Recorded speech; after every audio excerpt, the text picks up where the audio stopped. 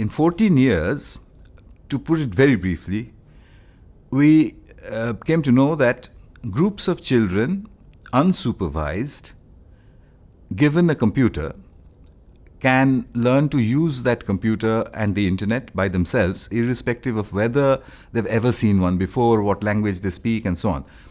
It's not so surprising now. It was very surprising 14 years ago. So that's the central bit of the first half of my work, that groups left unsupervised in the age group of 8 to 12-year-olds can do impossibly difficult things by themselves.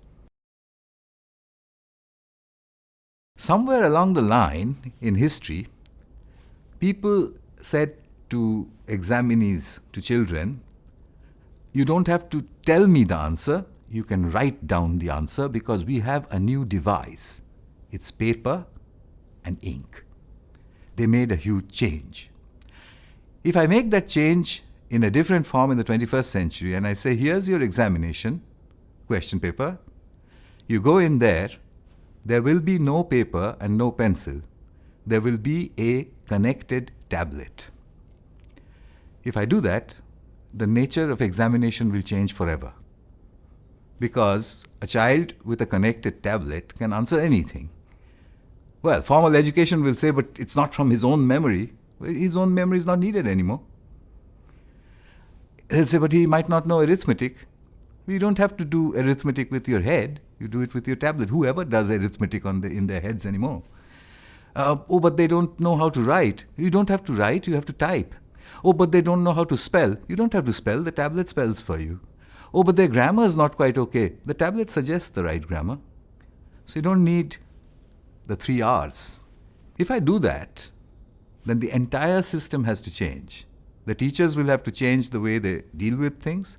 The curriculum will have to change. The pedagogy will have to change. It's only one input.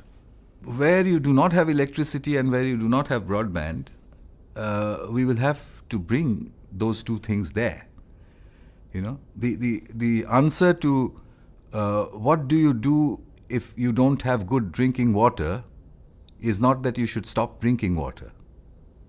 We have to clean it. That's our job. Electricity and broadband has to be free for children somehow, just as water is and food should be. I would reckon that different people would learn different things. They would learn what they wish to learn, and they would be good at what they are best at, rather than being constantly told to become better at what they're worst at. Education has to be driven by a curriculum of curiosity, as opposed to a curriculum of becoming somebody or something. It's hard to imagine that, but we must realize that the education we have today is by and large to prepare the average person to become a clerk in a machine somewhere.